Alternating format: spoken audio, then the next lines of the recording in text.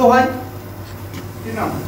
উনি সরকারি অফিসার, আমিও সরকারি অফিসার। আমাকে যদি পরিষ্কার করতে হয় ভিডিও করবে না? আচ্ছা ভাই, আচ্ছা আচ্ছা। কালকে দেখি সুপারের সাথে সেটা দেখা করি।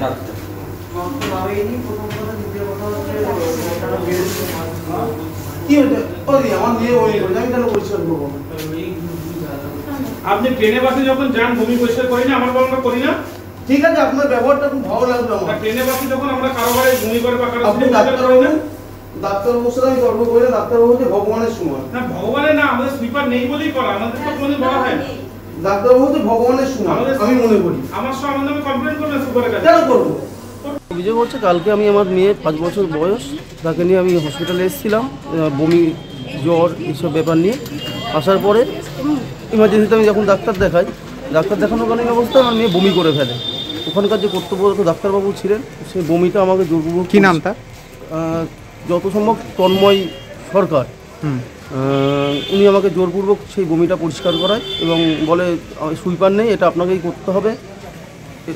আর হচ্ছে তখন আমি বাধ্য হয়ে করি। এটাতে আমি চাইছি যে পরবর্তীতে আমার সাথে যে ঘটনাটা ঘটেছে পুনরায় যাতে এরকম আর কোনো রুগীর আত্মীয়র সাথে না ঘটে সেদিকটা সুপার নজর দিই।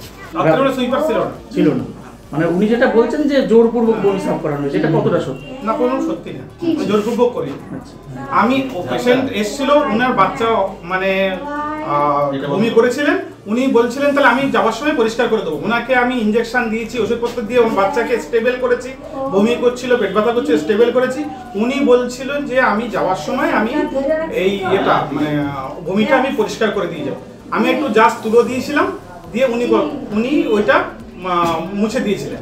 তারপরে উনি যদি এটা আমাদের নামে কমপ্লেন করেন, এলিগেশন করে যে আমরা এর দ্বারা করিয়েছি, তাহলে এটা ভুল ঘটনা এবং ভুল তথ্য যাচ্ছে এটা মানে এর কাছে বাইরে।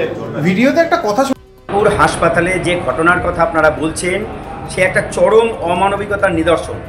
প্রথমত ভাবুন যে একটা ছোট্ট 5 বছরের বাচ্চাকে নিয়ে তার বাবা আজকে সেখানে ডাক্তার দেখাতে গেছে। আজকে সেই ডাক্তার দেখাতে গিয়ে অসুস্থ অবস্থায় মেয়েটি বমি করেছে এবং সেই বমি ডাক্তারবাবু সেই মেয়েটির বাবাকে পরিষ্কার করতে বলছে। আপনারা ভাবতে পারেন যে স্বাস্থ্য ব্যবস্থার হাল কোথায় গেছে।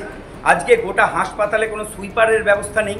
আজকে যে অবস্থা শান্তিপুর হাসপাতালে, যে নোংরা অবস্থা, তাতে আগামী দিনে মানুষ সেখানে গিয়ে রোগ সারাবে না সেইখান থেকে রোগ তুলে এনে বাড়িতে আনবে। পরিস্থিতি এতটা নক্কারজনক হয়ে গেছে। আজকে শুধু শান্তিপুর হাসপাতাল বলে না, শান্তিপুর হাসপাতাল প্রায়ই খবরের শিরোনামে থাকে এবং সেটা কোনো ভালো কাজের জন্য না।